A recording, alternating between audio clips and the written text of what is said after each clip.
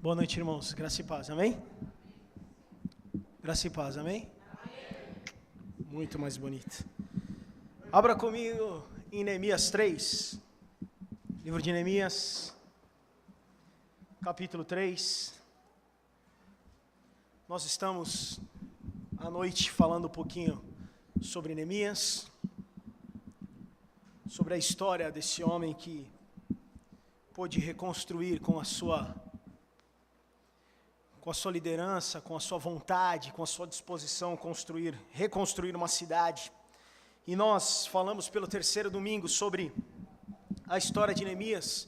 E há 2 domingos atrás, quando nós iniciamos essa história, nós falamos no capítulo 1, deixamos uma pergunta para nós, que foi o que deu tema para a mensagem. A pergunta foi: quem se importa?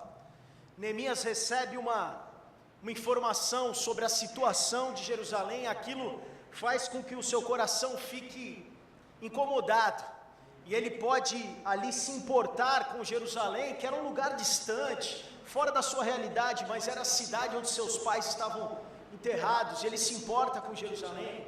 Depois, no domingo passado, nós vimos que no capítulo 2 de Neemias, nós vimos esse homem esperando em Deus o momento certo para que ele pudesse colocar tudo aquilo que ele tinha arquitetado, tudo aquilo que ele tinha pensado sobre como reconstruir Jerusalém. Ele espera o momento certo perante o rei, pois ele era um funcionário do rei Artaxerxes. Ele faz um pedido para aquele rei, para que ele pudesse se ausentar durante 12 anos, para poder trabalhar na reconstrução daquela cidade. Depois que ele faz esse pedido, depois de esperar ele fazer esse pedido, Neemias começa a convocar trabalhadores. Ele começa então a contagiar as pessoas para que pudessem sonhar junto com ele. Ele começa a contagiar as pessoas para que pudessem embarcar nessa viagem junto com ele. Nós chegamos então no capítulo 3. E se você, por acaso, por curiosidade, na sua casa, leu o capítulo 3, ou se você ler essa semana, quando você puder, o capítulo 3, você vai ver que é um capítulo que fala muitos nomes. Neemias agora faz a distribuição das tarefas para a reconstrução daquela cidade. Nós vemos muitos nomes sendo ditos. No total são 38 nomes que Neemias fala. Neemias usa então todo o capítulo 3, os 32 versículos do capítulo 3 deste livro, para falar a respeito daqueles trabalhadores, para falar a respeito daquelas pessoas que ajudaram ele, daquelas pessoas que somaram esforços com Neemias para reconstruir Jerusalém. Sem essas pessoas, irmãos, Neemias não teria feito muita coisa. Se ele não tivesse dedicação de todos esses homens, que ele cita aqui, e muitos outros homens, Neemias não tinha conseguido fazer nada. E se nós lembrarmos que a obra de Deus, a obra do Senhor, a obra que nós, de alguma maneira, estamos engajados, nós podemos lembrar que existe sempre espaço para mais trabalhadores. Eu não tive hoje de manhã aqui, mas em poucos minutos que eu falei com a Elise, falou que do texto que ela falou sobre de manhã, o campo está branco. Onde estão os trabalhadores? Para a obra de Deus sempre há espaço. Sempre há espaço para mais trabalhadores. E se nós formos contextualizar sobre a Bíblia, nós vamos voltar lá em Gênesis 2, versículo 15. Nós vamos lembrar que Adão foi criado. Versículo 15 de Gênesis 2 diz assim: o Senhor Deus colocou o homem no jardim do Éden para cuidar do jardim e cultivar o jardim. O homem foi criado para ter comunhão com Deus, mas foi dado um trabalho pronto. A natureza humana, então, encontra satisfação quando tem um trabalho a fazer. Por mais que ficar sem fazer nada de férias é muito bom. Mas desde o começo, o homem foi criado para ter um trabalho. O problema, irmãos, é que depois do pecado, depois da queda lá, você conhece a historinha, depois que Adão e Eva comem o fruto, eles são expulsos do jardim, muitas coisas ficam difíceis, inclusive trabalhar. Amanhã é segunda-feira. Não sei se você é como eu, mas lágrimas já enchem meus olhos.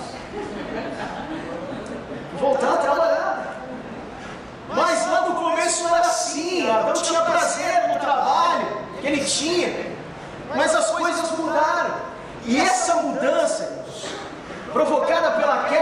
às vezes fica arraigada de uma maneira errada dentro da igreja. Um teólogo chamado Moody diz o seguinte, vou ler o texto aqui do Moody. Muita gente tem uma ideia equivocada a respeito da igreja. Essas pessoas acreditam que a igreja é um lugar de descanso, um lugar para sentar-se num banco bem confortável, não é o nosso caso, contribuir com trabalhos de caridade, ouvir o pastor e fazer sua parte para que a igreja não vá à falência. É tudo o que querem. A ideia de trabalho de verdade na igreja, nem lhes passa pela cabeça. É uma ideia equivocada, irmãos, porque a igreja, nós somos o corpo. Romanos 12, 5 e 6 diz assim, ó, assim também em Cristo nós, que somos muitos, formamos um corpo.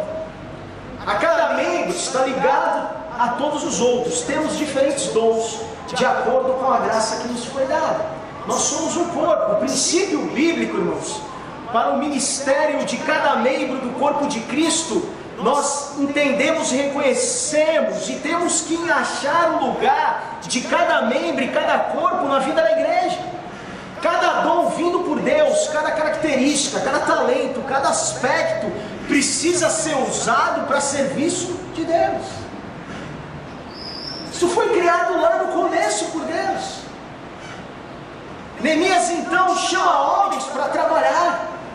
Neemias então chama homens para estarem engajados, porque o trabalho faz parte. Trabalhar faz parte. Se você está aqui nessa noite, pode ser que a Elise tenha falado hoje sobre isso. Já falamos algumas vezes sobre isso, mas realmente e se você está aqui, se Deus colocou você aqui, você faz parte do corpo, você tem uma função. Todos nós somos chamados para o serviço cristão. Moody fala, algumas pessoas têm uma ideia equivocada, acham que podem ficar sentados só recebendo, mas na verdade nós fazemos parte desse corpo, irmãos.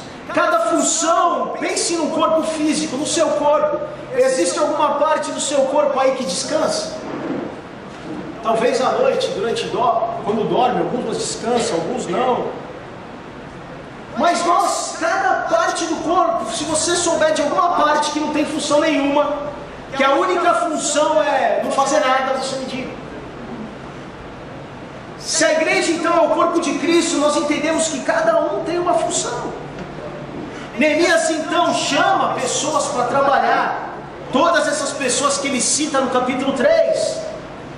E qual é o propósito desse trabalho de Neemias, irmãos? Além de reconstruir o templo, Neemias tinha claramente um propósito definido. E o propósito de Neemias para o seu trabalho e daquelas pessoas que estavam com ele era glorificar a Deus. E esse deve ser o propósito do nosso trabalho. O propósito de todo ministério é a glória de Deus. O propósito de todo serviço, quando você contribui com R$6 para comprar um cobertor, é para a glória de Deus. Quando alguns irmãos saem aqui e entregam aquele cobertor, é para a glória de Deus. Todo serviço, qualquer que seja, tocar, ministrar, dar aula, o varrer, fazer um lanche na cantina, não importa, ficar no sol, todo trabalho e serviço é para a glória de Deus. Neemias tem isso muito claro. Em 1 Coríntios 10, 31, Paulo fala sobre isso. Quer vocês comam, bebam, façam qualquer coisa, façam tudo para a glória de Deus. Como corpo temos então tarefas. Como corpo nós somos chamados para servir, para fazer parte desse corpo. Jesus em João 17,4 é relatado, ele fala para Deus, eu te glorifiquei na terra, completando a obra que me deste para fazer. Nós temos uma obra para fazer. Nós temos uma responsabilidade como corpo. Além de nós sermos sal, além de nós sermos luz, além de nós falarmos do amor de Deus, nós temos uma função como corpo. E se você está aqui nessa comunidade, graça e paz, porque você tem uma função, porque você faz parte desse corpo. E como Neemias precisou de trabalhadores, essa igreja precisa de trabalhadores. Como Neemias precisou de muitas pessoas, e ele distribui o trabalho durante o capítulo 3, ele fala, você vai cuidar de tal parte do muro, você vai cuidar da outra parte, você vai cuidar da porta. Nós precisamos que você, irmão, cuide de um pedaço, outro irmão cuide de um pedaço, tudo isso para a honra e glória do Senhor. tudo isso para que a igreja avance, tudo isso para que Deus seja glorificado, através de coisas simples, através da limpeza para que pessoas se sintam bem aqui, através da manutenção de situações, de coisas que fazem com que a igreja volte a funcionar, através da entrega do pão, através da oração. Somos chamados para servir, para a glória de Deus, para a honra e glória de Deus.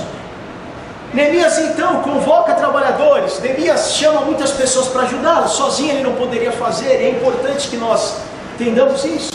Sozinho Neemias não ia conseguir fazer o que ele conseguiu. E nós vemos na história também, especificamente no livro de Esdras, que outras pessoas tentaram reconstruir Jerusalém sem sucesso. E se nós olharmos e tentarmos comparar qualquer estratégia, talvez muitos estudiosos pudessem comparar características de líder em Neemias diferentes de outras pessoas, conceitos, estratégias, mas uma coisa muito importante me chama a atenção quando eu olho a vida de Neemias. E talvez se eu pudesse apontar qual foi o grande sucesso, qual foi a chave do sucesso, o segredo do sucesso de Neemias, eu diria que foi a oração. A oração pontua toda a narrativa de Neemias durante a construção, a reconstrução do muro e de Jerusalém. Em Neemias 1, do versículo 5 a 11, Neemias ora pelo bem-estar de Jerusalém. Depois, no capítulo 2, que nós vimos na semana passada, no versículo 4 ao versículo 6, quando Neemias é perguntado, o que você quer? Quando o rei Artaxerxes pergunta para Neemias, o que você quer? Você está abatido, você está triste, o que você precisa? Neemias, por alguns segundos, ora a Deus, pedindo uma direção. Nós vemos Neemias orando em várias outras situações. Quando os inimigos se levantam, Neemias mais uma vez ora. Nós vemos então a oração sendo parte da vida de Neemias. Talvez a grande diferença para outras pessoas que tentaram reconstruir Jerusalém foi que Neemias orou antes de qualquer atitude, orou buscando a direção de Deus. No capítulo 2, semana passada, nós vimos que esse homem esperou durante 4 meses, orando, jejuando, buscando o momento certo, para que ele pudesse pedir ao rei Artaxerxes a oportunidade de reconstruir Jerusalém. A oração, irmãos, para nós que somos chamados para servir, então, determina a qualidade do nosso trabalho. Exatamente como o nosso trabalho acaba refletindo a qualidade da nossa oração. Orar, então, é extremamente fundamental para mim, orar é fundamental para você. Se nós pudermos olhar, então, a vida de Neemias e entendermos o que precisa ser feito para as nossas vidas, além de nós sabermos que nós fazemos parte desse corpo e precisamos servir, se engajar, se importar, contagiar, buscar participar, nós precisamos entender que sem oração, nada disso é válido. Sem buscarmos a direção de Deus, nada disso é válido. A oração nos coloca, irmãos, na posição que nós devemos estar, humildemente diante de Deus, apontando para Ele, porque toda a honra e toda a glória é do Senhor. O propósito do trabalho é glorificar a Deus. Tudo que fazemos é para a glória do Senhor, seja tocar, seja entregar o pão, seja ministrar, louvor, palavra, tudo é para a honra e glória do Senhor.